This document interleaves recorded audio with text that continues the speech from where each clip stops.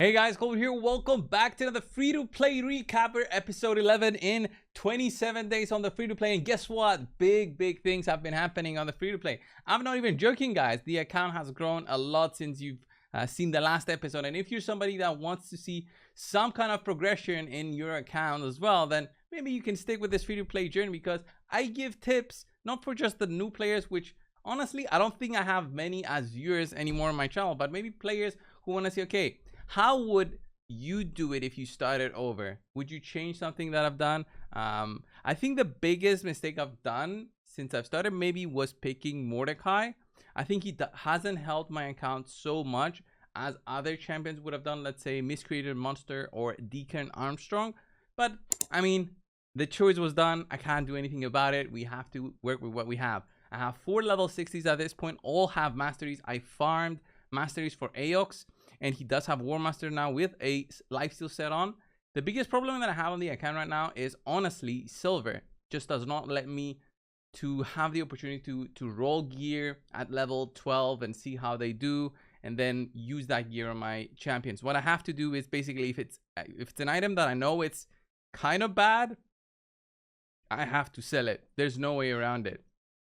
I am keeping lots of items though. I have 210 items left there, and the reason that I'm keeping them at the moment is just basically maybe I need the speed boots on somebody that's going to be part of my faction team, faction trials team, faction wars. So I thought I might as well keep them for now and see how that does.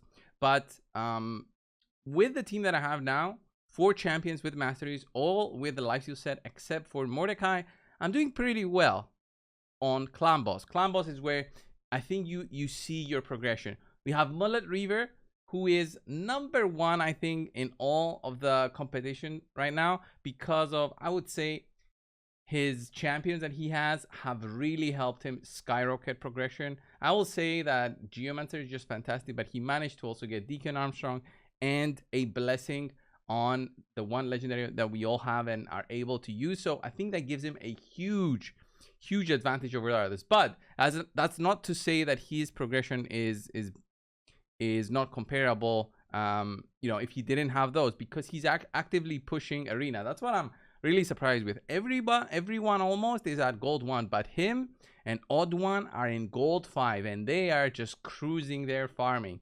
Because if you guys didn't know, gold 4 and gold 5, you cannot really drop. After 5 losses on defense, your rating doesn't change much, from what I remember. So it's a pretty easy way, I think, for him to now start farming gold bars for the Great Hall. So gold medals, not bars. Bars are in the tag arena.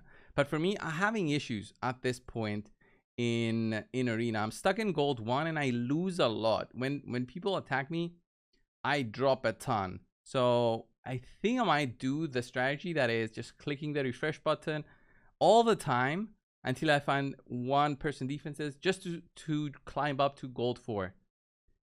That is what I'm thinking to do, but it's very costly. It's gonna be all of my gems pretty much. I think I've done it last time and it's basically all of my gems. It's just crazy. So let me show you guys my clan boss team and how it does. I can farm brutal to key it actually. So let's see how this does this time around. I don't manual the runs. And it's not optimized at all. The reason that I'm saying it's not optimized because I get a stun on my ally protector. You don't want that because that delays him from getting his next, well, not turn, but his next skill. And he's already at a 4-turn cooldown, which is a disadvantage for an ally protector. You want 3 turns cooldown, which is the ideal. So I'm getting stunned there. My cooldowns will not go down by 1 turn until my following turn. So that turn is basically lost. He can't even attack. But the good thing is I do have Aox. So Aox, what he can do is that not only he can apply and decrease attack himself, but what he can also do is extend the duration of some buffs, 2 of the debuffs on the boss by random whenever he gets attacked. So when the AoEs happen, he gets those debuffs up a little bit. So what I want to see is maybe like an HP bear landing from Mordecai, because at this point, why do I even have Mordecai when he doesn't even land the HP bear? It's a 5-turn cooldown, which is insane. And like I haven't landed another HP burn for quite a while. So I want Mordecai to survive a little bit longer. So maybe that way I can see some damage coming through from my my one and only what's his name, Rathalos. Okay, Rathalos does more damage based on the HP burn, and also can take less damage because of that. So ideally I would have had a better HP burn champion, but I don't. So the highest damage I've done, I think, was around 12 million. So we'll see how this does today. I haven't upgraded anything on my champions. I think I've given like a ring and an accessory here and there, but it doesn't do much. It helps. It doesn't do much because you see, boom, already Mordecai is down. I mean, how long could he survive without a lifesteal set? Just getting the stuns over and over and over again. Not for long, not for long, for sure. At least have consistent decrease attack. That's what you want to see on the clan boss. Consistent decrease attack really helps you survive for much, much longer. It basically halves the damage that the boss does at all times. Plus, if you do have something like an ally protect, that is huge, because the ally protect champion, look at how many debuffs I have on the boss now, because the ally protect champion helps others not get one shot, and also have another heal with Aox. So I think you guys helped me decide. I saw some of the comments in the last episode. You guys helped me decide a lot on actually staying on with Aox as my 6-star and just continuing on. But I have to make another choice for my next 6-star. And there goes Aox. Fortunately, my boy died.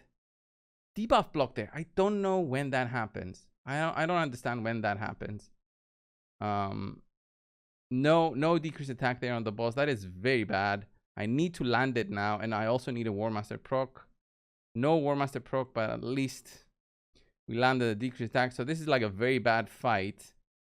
Ideally, you know what I could have done here? I could have reset, guys. You know what I'm saying? Because now the boss is going to kill me with the AoE, and I'm at 10.3. So I'm not going to run this again, but I do have another key. I wonder if that will be enough to do like 13 million or so. It just reset. Yeah, it just reset. So for me to do the 2 key, which I do, I need to do like 12 million. So I could have run a manual fight, but Mullet Reaver does 14 million. I think if I had the blessing also, I'm really hopeful I get the blessing. If I had the blessing on Rathalos, that would be so strong. That would give me at least, I want to say, like another 1 million or 2 damage. Look at all these souls I have so far. All free to play, which is surprising. Did not expect to get all of these, but I have like 2 legendary. I have Arbiter, which doesn't really help. Sun Wukong, if I had Sun Wukong, would be nice. These just don't. I just check this every day, and if I see something that I can use, I'll probably use it. So what I want to do now is I also want to do a few summons. There's no reason for me to really save my ancients, even my voids. Tomorrow we have a 10x on the Mytha. If I get the Mytha, it will be huge. So yeah, ancients, guys. Ancients, pretty interesting with ancients. The way that this works, the progressive. I got a couple of epics so far in my 28 days of playing. Didn't hit the 10x so far, 15x. So do I need Miscreated Monster? Not really. Am I gonna go for him? Sure. Might as well. Might actually help me with dungeon progression. So I thought I'll save some of the ancients I had and see where this takes me. And if not, I'll use these for just upgrades. Just getting my next. Oh, Crimson Helm. Can I do anything with Crimson Helm? She does have Revive on Death, increase defense, provoke, tax one enemy. Place a block damage on this champion for 1 turn. It's a very difficult thing to build, the Revive on Death. It's a very difficult thing to build, but I don't know. We'll see. We'll see. Can I even do anything with Crimson Health? I don't think so. And another rare there. We get a Fleshmonger, who's interesting because he's got increased attack on himself, grants an extra turn. And then he can do a big AoE and do a defense down. Actually makes the run interesting. So another epic to think of. I have so many epics at this point, which I don't know what to do. Jurgen, I have this guy, I have some. Dithey is pretty cool, but I just don't have the energy at this point to level them up. I really want to get to level 50. Level 50 is when Live Arena opens, and I really want to try out Live Arena. I really want to see what the enemies will be doing, and if I can farm a little bit, because that's going to help me a lot with the area bonuses. That's going to be actually cool. So I'm 50% through level 49. So what? 27 days, 28 days maybe. And I reached level 50. That's very good. I think that's actually good progression. So overall, the account is looking at a good state. It's just that the arena is my big problem. Because on missions, if I show you guys my missions, I'm at Fuse Relic Keeper. I have everything for Relic Keeper to fuse. I'm just saving it. Because even though I have everything, there's no reason for me to fuse him right now. Because the mission right after that one is get another champion to level 60. Which I have 4. I don't have enough for the 5th. I'm farming it, but I don't have it. So there's no reason for me to fuse Relic Keeper. There might be like a champion tournament. Champion Chase tournament. Although they usually do Champion Chase event. And then they do a tournament because we just had one. So I don't think they'll follow up with another one. But yeah, I am doing some tag arena, but this is also very difficult because even though I was at 400 rating, now I skyrocketed back to 1,000, and the teams are not easy to beat here. So I'm slowly refreshing this one as well, and maybe if I find something that is easy to beat, I beat it. But yeah, Aox is actually surprisingly good. Once you give him the lifesteal and he survives, he's very good. He's very difficult to skill up though. He needs, I think, 5 or 6 books per skill. I think it's 5. So it's a tremendous cost to do for my account. And I just don't want to do it for him. I don't feel it's worth 15 epic books. Especially with there's so many different other epics that if I can get them, will skyrocket the progression. And I'm talking like the Mytha maybe, stuff like that. But that is hopeful thinking. So what I want to do is try Dragon. Haven't tried doing Dragon 19, but I will try now. And maybe I'll try without the Reviver because she's very squishy. Or I'll try without the Mordecai, who's also very squishy. So is this guy better? I don't know. We'll see. I don't think so. I need the Reviver because things can go bad very easily. And look at that. Decreased crit rate is also pretty cool, but they have a cleanser, so that's gonna be bad. They have a cleanser, so they can actually remove everything and just laugh at me. This guy, yeah, he's dead. He's dead. The HP burns are doing something, but I would have rather had my Reviver there. So I think nobody beat 19 yet. Jeez, that was a big hit. I think nobody beat 19 yet, but they're not far away from it. Look at that. Look at how low I'm dropping. I don't even understand why I'm dropping so low with him. So even if I do manage to beat the waves, the thing is, I'll probably lose on the boss. Because you need a lot of damage on the boss. And the Ally Protector there is basically asking to get hit and just die there. I had like an Immortal Set maybe on him. AoE attack there. He heals a little bit, but very little. If I had the cooldown there on the heal, maybe. So once he dies, I think focus will shift on my other dude, and I'm pretty much screwed there. I think Mordecai was not needed there. Maybe without Mordecai I can do it.